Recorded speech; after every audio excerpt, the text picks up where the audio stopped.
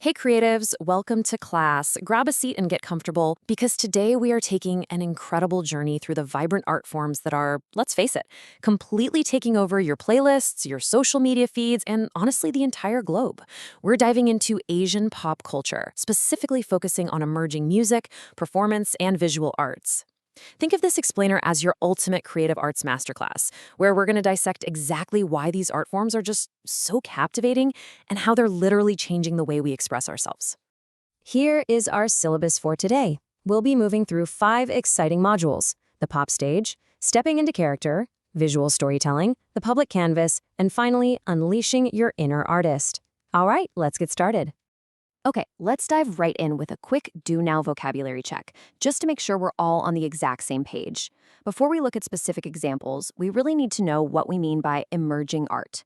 Simply put, this is an art form that is newly created, or maybe just newly noticed by a massive global audience, and it's rapidly growing in popularity until it becomes widely established. It's fresh, it's exciting, and it is actively shaping modern youth culture as we speak. Module 1, the pop stage, music, and motion. Let's look at the incredible intersection of catchy beats and massive stage production. Before we even talk about your favorite bands or specific genres, we really have to look at the broader category here. Pop music in Asia isn't just about standing there and singing into a microphone. It is a full-body performance art. Instead of painting on a traditional canvas or sculpting a piece of clay, the artist is using their own body, movement, their voice, and their dynamic actions to express their message and entertain us. It's this complete multisensory experience.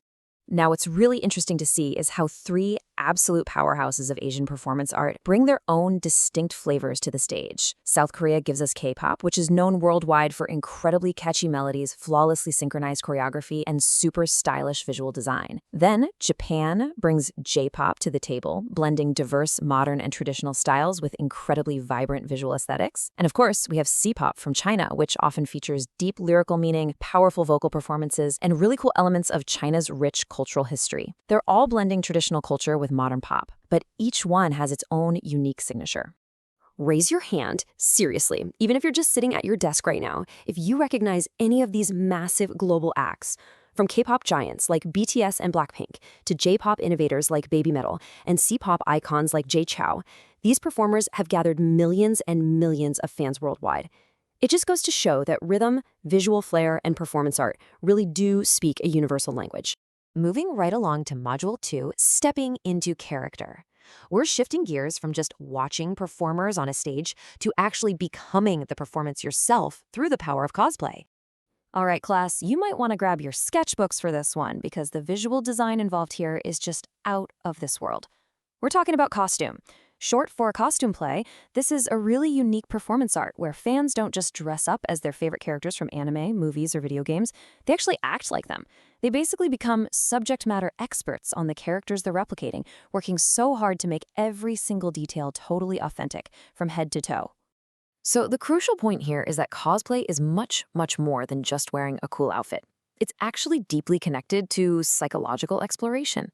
By stepping into the shoes of different characters, individuals get this incredibly safe, creative space to experiment with different personas. They can explore aspects of their own identity that they might not feel comfortable expressing in their everyday lives. Honestly, it's a super powerful tool for self-discovery. And this brilliantly illustrates why there are such valid, deeply emotional reasons fans dedicate hundreds of hours to this art form. It's the ultimate form of creative self-expression. It offers a really healthy way to escape reality for a bit and experience some fantasy. It builds this incredible sense of community where fans forge lasting friendships. And ultimately, taking on these heroic, bold roles can actually boost a person's real-life confidence.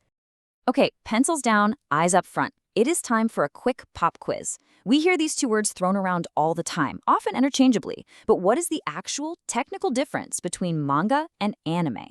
Take a second, lock in your answer in your head. Got it?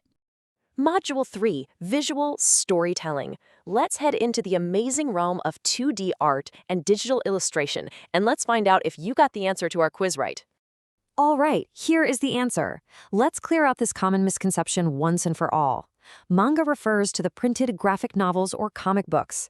These are the physical or digital books that you actually read, and they're very often printed in black and white.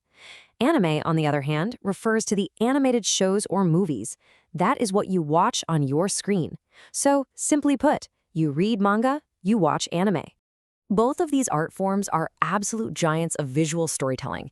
A popular manga series will very often get adapted into an anime, bringing those static drawings to life through technology and the illusion of movement. I mean, just think about some of these iconic universes: Dragon Ball Z, Sailor Moon, Pokemon, One Piece, Demon Slayer. These aren't just shows, right?